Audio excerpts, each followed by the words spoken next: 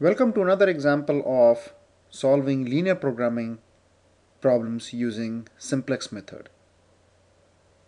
The special case in this problem is tie for the key rows, which is also known as degeneracy. So let's take a look at the problem. MK Manufacturing Company manufactures two products, A and B. Both these products pass through two machines. Product A requires 8 minutes each on the first machine and 4 minutes each on the second machine, while product B requires 10 minutes each on the first machine and 4 minutes each on the second machine. Now 4 hours and 2 hours of capacity are available respectively on the first and second machine. The profit per unit is rupees 20 for product A and rupees 10 for product B. How much quantity of each product should be manufactured in order to maximize the profits? So let us look at how to solve this problem using the Simplex method. Now step 1 in solving linear programming problems using Simplex method is to construct an LP model of the problem. In this step, we have to convert the given word problem into an LP model. Now, in our example, we have to find out how much quantity of product A and product B should be produced. So let X1 be the quantity of product A to be manufactured.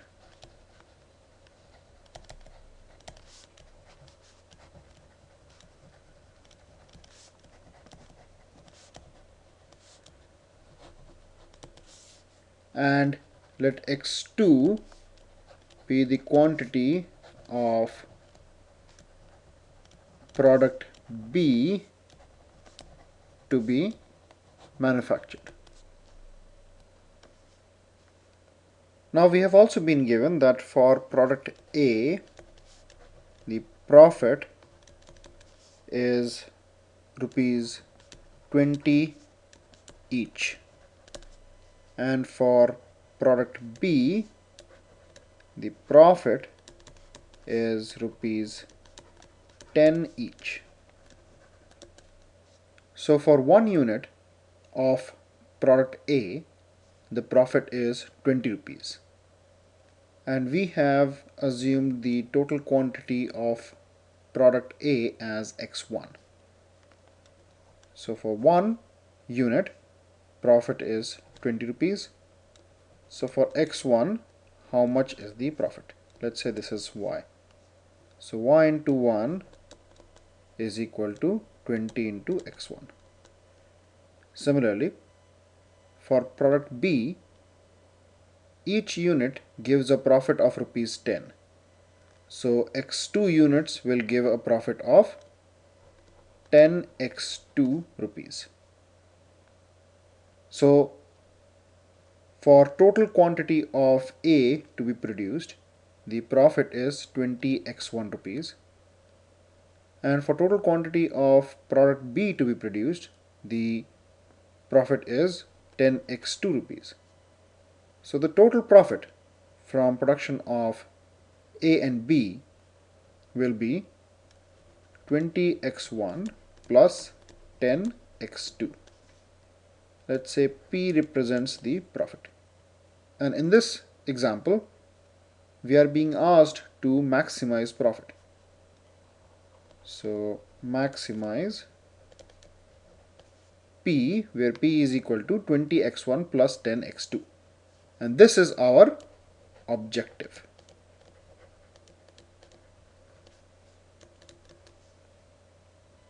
Now, we have also been given the constraint in terms of the capacity of the machines available for processing product A and product B. So let us look at the constraints. So this is the information that has been given to us. Product A requires 8 minutes on the first machine and 4 minutes on the second machine, while product B requires 10 minutes on the first machine and 4 minutes on the second machine. And the total capacity available on machine M1 for processing is 4 hours, while the total capacity available for machine M2 is 2 hours. Now the tricky part is that these processing times are given in minutes while the capacity is given in hours. So we'll convert these hours into minutes. So 4 hours becomes 240 minutes and 2 hours become 120 minutes. Now let's convert this data into equations. So 1 unit of product A needs 8 minutes on machine M1. So x1 units of product A will need 8 times x1 minutes on machine M1. Similarly, 1 unit of product B needs 10 minutes of processing on machine M1. So x2 units of product B will need 10 x2 minutes for processing on machine M1. So plus 10 x2, and the total capacity of machine M1 is 4 hours or 240 minutes. So this total processing time of A and B on machine M1 should be less than or equal to 240. Similarly, in case of the second machine, 4 times x1 plus 4 times x2 is less than equal to 120, and x1 x2 should be greater than equal to 0. So these are the constraints. So now that we have the objective function as well as the constraints, in order to solve these using the simplex method, we need to make sure that the following two conditions are met. The first condition is that the right hand side of each of the constraints should be a non-negative number, which is true in our case. So both 240 and 120 are non-negative. The second constraint is that each of the decision variables, that is x1 and x2, of the problem should be non-negative. So we already have made sure that x1 and x2 are non-negative. So both these conditions are met. So now let's proceed to step number 2, which is standardization of the problem. Now in order to solve this using simplex model, we need to convert the constraint inequalities into equations. That means we have to convert the inequalities in such a way that the left hand side becomes equal to the right hand side. Now let's take the first constraint. So this is saying that the left hand side will be less than or equal to the right hand side. So on the left hand side, if we add a slack variable s1, then this will take the value of the difference between the left hand side and the right hand side in case the left hand side is less than the right hand side, and this will become 0 if left hand side is equal to the right hand side. In other words, this variable s1 is representing the unutilized capacity for machine M1. So in case the usage of capacity in machine M1 by manufacturing x1 and x2 quantities of product A and B respectively is less than 240, then machine M1 is being underutilized, and that underutilization is S1. Similarly, for the second constraint, we can introduce the slack variable S2 on the left hand side, representing the unutilized capacity in machine M2. So now our new constraint equations become 8x1 plus 10x2 plus S1 is equal to 240, and 4x1 plus 4x2 plus S2 is equal to 120. Now, since we have introduced these variables, we should also mention the non-negativity constraint, which is x1, x2, s1, s2 should be greater than or equal to 0. Now, since we have introduced two slack variables s1 and s2 in the constraints, the simplex method requires that the objective function must contain every variable in the system. Now, our objective function is representing profit, and the slack variables are representing unused capacity. So if we consider that there is no impact of unused capacity on the profit, then we can represent the coefficients of these two variables as zeros in the objective function. So let's write the objective function. Maximize P, where P is equal to 20x1 plus 10x2 plus 0s1 plus 0s2. So this is our new objective function. So let's move to the third step, which is to create the simplex table. So now let's create the simplex table. So the first row represents the contribution per unit.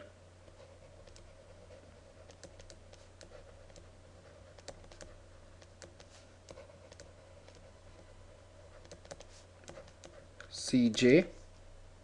This is nothing but the coefficients of the variables in the objective function. So 20, 10, 0, 0. In the next row we have to place the corresponding variables. So x1, x2, s1, s2. In the next row we have to place the coefficients of these variables in the constraints. So the next row will be first constraint, which is 8, 10, 1, 0, 0 because there is no S2 in the first constraint. Next we'll move to the second constraint. So 4, 4, 0, 1.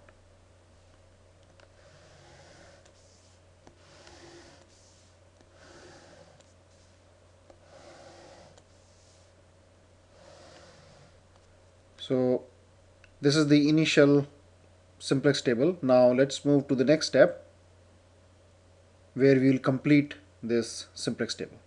So the fourth step is to establish a basic initial feasible solution.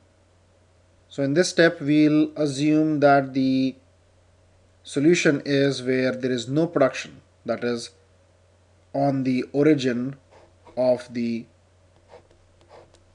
graph, where both the variables x1 and x2 are zeros. So here we are considering x1 and x2 are 0. So now with this, let's find out what is the value of s1 and s2. So if we put 0 for x1 and x2 in the first constraint, we get s1 is 240. And same way for second constraint, we get s2 is 120. So s1 is 240 and s2 is 120. So with this, now we have to introduce the basis and the CB column. So the basis column represents the basic variables of the current solution, which in our case are S1 and S2, and CB represents the coefficients of the current basic variables in the objective function. So in the basis column, we'll place the basic variables, which are the non-zero variables S1 and S2. Now S1 has a coefficient of 0 and S2 also has a coefficient of 0 in the objective function. So let's place both of them here. Now we also need to add another column known as the solution values column, which is represented by B. This column takes the values of the basic variables S1 and S2 in the initial basic feasible solution. Now the values obtained were S1 is 240 and S2 is 120. So S1 is 240 and S2 is 120. So this completes our simplex table. Now the next step is to perform the optimality test on this basic initial feasible solution. Now in order to perform optimality test, two new rows need to be added to the simplex table. The first row is Zj. This represents the decrease in the value of the objective function or profit, which will result if 1 unit of the variable in the jth column is brought into the solution. The details of this has been discussed in the video for step number 5. This column is also known as contribution loss per unit from the introduction of 1 unit of the variable in the jth column into the solution. Now the Zj values for each column are obtained by adding the products of elements under that column with the corresponding Cb values. So 8 multiplied by 0 plus 4 multiplied by 0, so this is 0. 10 multiplied by 0 plus 4 multiplied by 0, this is again 0. 1 multiplied by 0 plus 0 multiplied by 0, this is 0. And 0 multiplied by 0 plus 1 multiplied by 0, this is 0. 240 multiplied by 0 plus 120 multiplied by 0, this is also 0. Now the next row is Cj minus Zj, which is this row minus the Zj row. This row is known as the net evaluation row, and the values of this row represent the net profit in the values of the objective function for each unit of column variable introduced in the solution. So Cj is representing the profit if 1 unit of the variable is introduced in the solution, while Zj value is indicating the loss. So Cj minus Zj will indicate the net profit. So 20 minus 0 is 20, 10 minus 0 is 10, 0 minus 0 is 0, and 0 minus 0 is 0. Now the Cj minus Zj row determines whether or not the current solution is optimal. So a positive value in the Cj minus Zj row indicates the amount by which the profit will be increased if a unit of the corresponding variable is introduced in the solution, while a negative value indicates the amount by which the profit will be decreased if a unit of the corresponding variable is introduced in the solution. Now in case all the values of Cj minus Zj row are negative or 0, the current solution is optimal. That means we can't further improve it. However, in case any element is positive, then the solution is not optimal and there is scope for further improvement.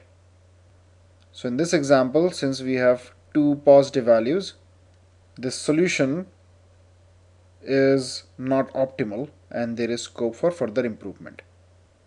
So let's now move to step number 6, which is to iterate towards optimal solution. Now, since we have positive values for the row Cj minus Zj, which indicate that the solution can be improved further, we have to observe the value of Cj minus Zj for different columns and mark the column with the maximum positive value. So in our case, this column, that is x1, has the highest positive value. Now this column becomes the key column, and this variable is the entering variable. That means this variable will now be entering the solution. Now we have to determine which of the two slack variables will be replaced by x1. So we have to find out the departing variable. So in order to do that, elements under the column B are divided by the corresponding elements of the key column, and this ratio is denoted in the column theta. This column is also known as the replacement ratio column. So let's find the value. So 240 divided by 8, which is 30, and 120 divided by 4, which again is 30. Now the row containing the minimum non-negative ratio is to be marked, and that row is called the key row, and the variable corresponding to that row is known as the outgoing variable. However, in our case, we have a tie. We have 30 as the value of theta for row S1 and 30 as the value of theta for row S2 as well. So this is the case of degeneracy, where we have a tie in the key row. Now in case if there was a third row and that had a value of theta as less than 30, then we wouldn't have any problem, because then that would become the key row. However, since we have only two rows and both have the same value of theta, so we now have to figure out which row should become the key row. So let's now find out the steps to come out of such a situation. So in case of degeneracy, the first step is that all the elements in the rows having identical entries are divided by the corresponding key elements of those rows. So all elements in the rows having identical value of theta, so in our case we have two rows, are divided by the corresponding key element of the row. Now key element is nothing but the element at the intersection of key column and key row. And at this point we are assuming that both S1 and S2 are, let's say, the key rows. So in that case, for S1 the key element will become 8, and for S2 the key element becomes 4. So now we have to divide all these elements in S1 by 8 and all the elements in S2 by 4. So let's do that. So here I have noted the values for row 1 and row 2. I have shuffled this sequence in which I've put S1 and then S2 and then X1 and X2, and once we review the next step we will know why I have done this. But basically for S1 I have the values 1 and 0, so 1 0. S2 I have the values 0 1, so 0 1. X1 8 4, which is 8 4, and X2 10 and 4. Now we have to divide the first row by 8, because 8 is the key element for first row. and second row by 4 because 4 is the key element for second row. So let's note down the values. So this becomes 1 by 8. This remains 0. This becomes 1. This becomes 10 by 8. This becomes 0. S2, this becomes 1 by 4. X1, this becomes 1, 4 by 4. And X2 also becomes 4 by 4, which is 1. Now let's look at the next step. So the next step is that the quotients are compared between the rows for each column. So for each column, let's say for S1, we'll compare between the row 1 value and row 2 value. The priority is given first to the columns of slack variable. So first we'll compare the values for slack variables, then artificial variables, and then finally to the decision variable columns. So that is why I had put this in this sequence. So I have slack variables in the beginning, S1, S2, and since we don't have any artificial variables here, then I have put the decision variables X1, X2. Now let's look at the third step. So the third step says that the comparison is stopped at the column where the quotients are unequal. So between the two rows for each column, we'll start with the first column. Let's say for S1. Now here we'll compare between row 1 value and row 2 value.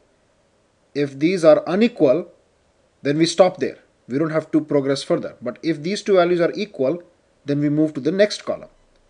So in our case, for the first column itself, we have different values for row 1 and row 2. So we stop here. And the row having algebraically smaller ratio is selected as the key row. So in our case, 0 is smaller than 1 by 8. So row 2 becomes our key row, and we do not have to progress further for the comparison of the columns. So basically this row here for S2 becomes the key row, and now once we have selected the key row, we then progress as per the regular simplex method steps. So step number 4 and the final step for degeneracy states that after selection of the key row, the regular simplex procedure is resumed. So now we have the key column and the key row. So S2 becomes the departing variable while X1 becomes the incoming variable. And since S2 is the key row, 4 is the key element. So let me remove these parentheses from 8. Now after we have selected the key column and the key row, a revised simplex table providing an improved solution can be developed. So first, the incoming variable, which is X1, now replaces the outgoing variable, which is S2, and the coefficient of the incoming variable in the objective function is entered in the CB column. So let me do that. So here we'll have X1, and the coefficient of X1 in the objective function is 20. So we'll have 20 here. Next, all other elements in that row are replaced by new elements obtained by dividing all elements by the key element. So basically the idea is to make this as 1, the key element as 1. So what we'll do is we'll divide all these elements by the key element. So 4 divided by 4, which is 1, 4 divided by 4, which is 1, 0 divided by 4, which is 0, 1 divided by 4, which is 1 by 4, and 120 divided by 4, which is 30. Let me replace these new numbers here.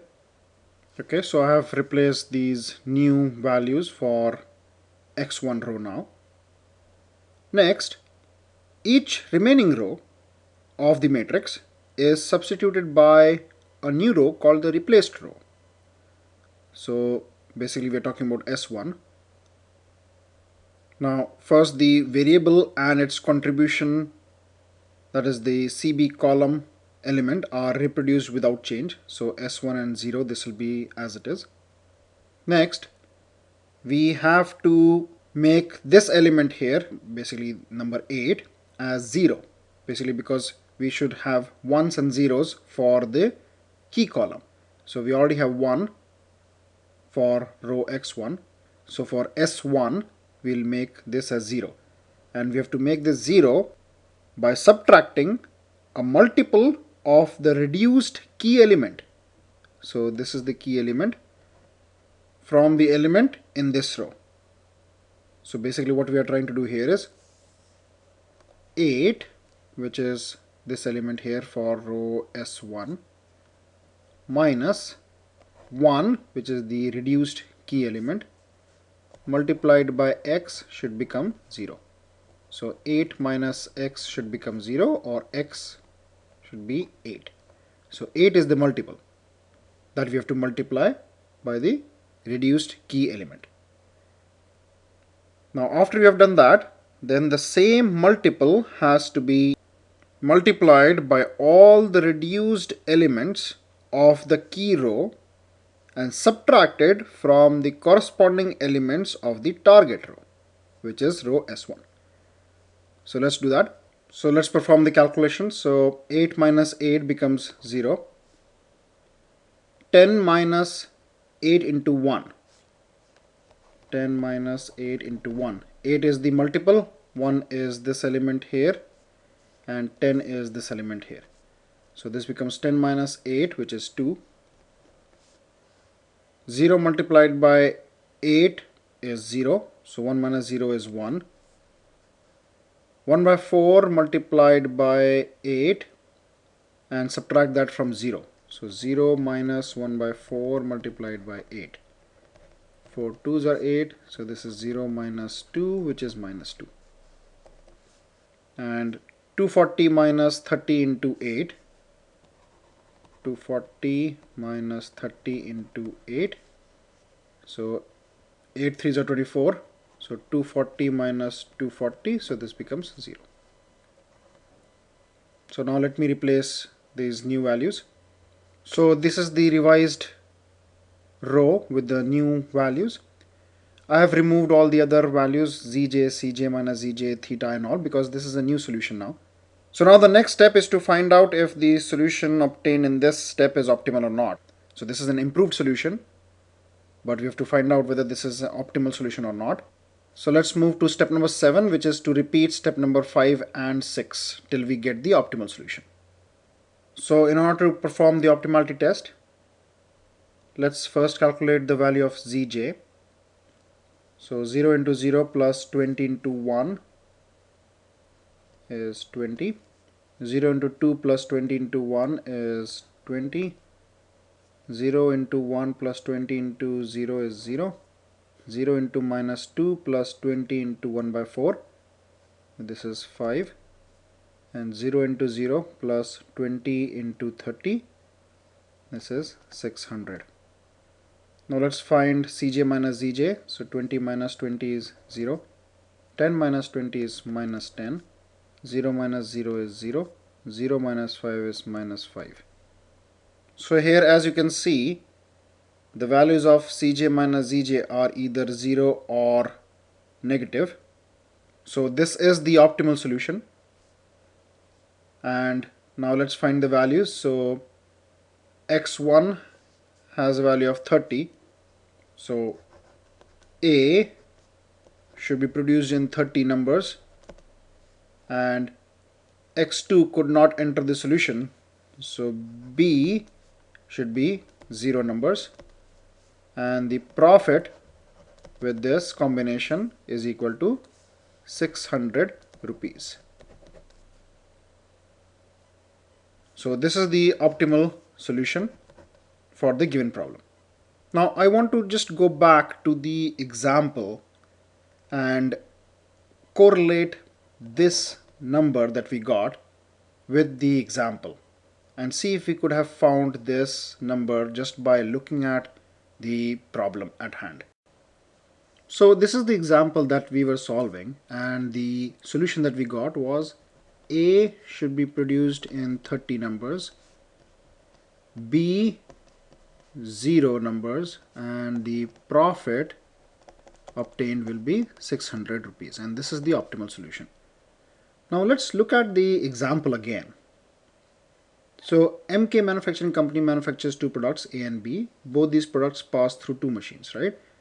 So A is taking 8 minutes on first machine and 4 minutes on second machine, while B is taking 10 minutes on first machine and 4 minutes on the second machine.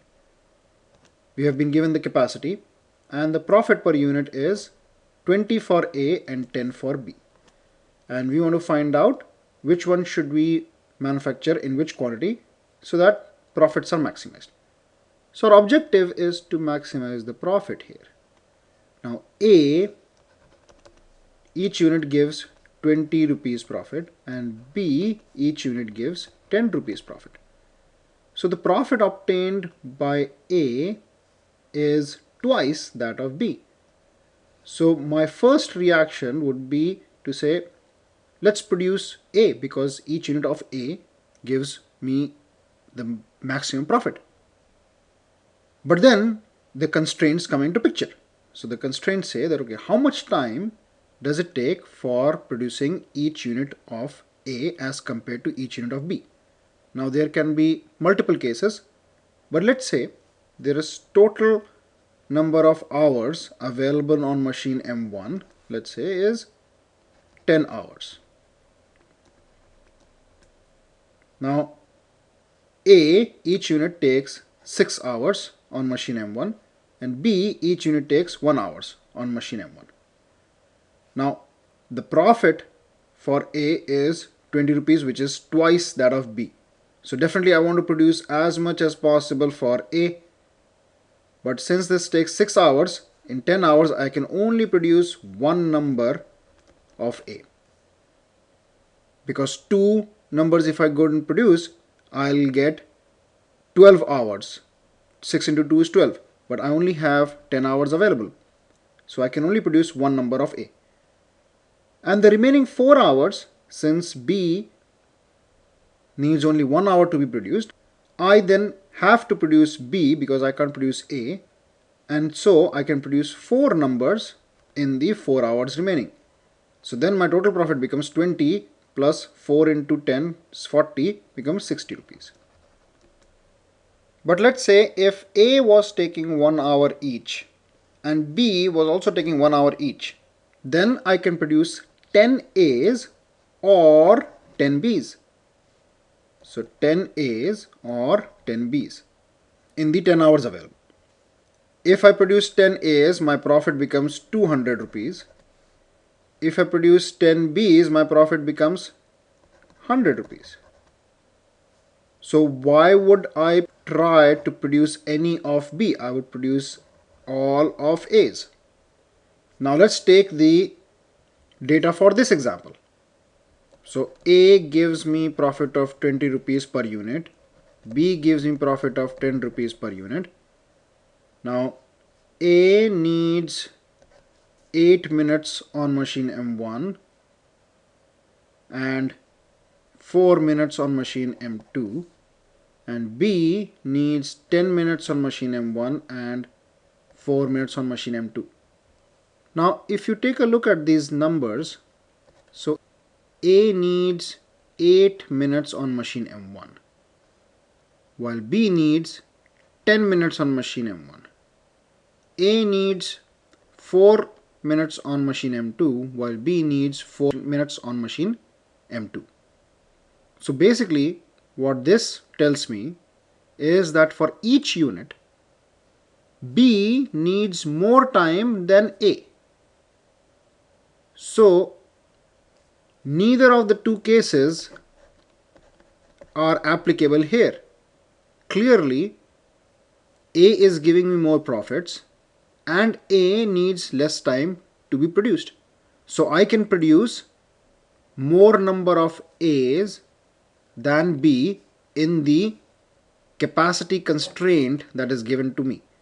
So for M1 the capacity constraint was given as 240 minutes, and for M2 the capacity constraint was 120 minutes.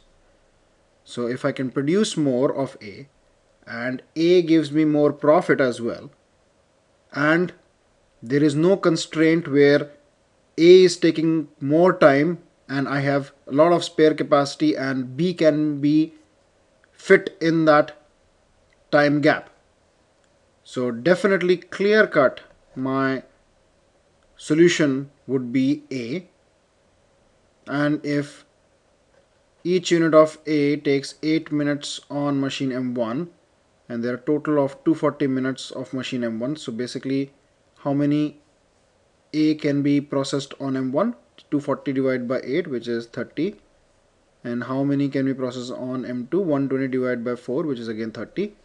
So total 30 numbers of A should be processed, and profit per unit is 20 rupees, so 30 multiplied by 20, which is 600 rupees is the profit.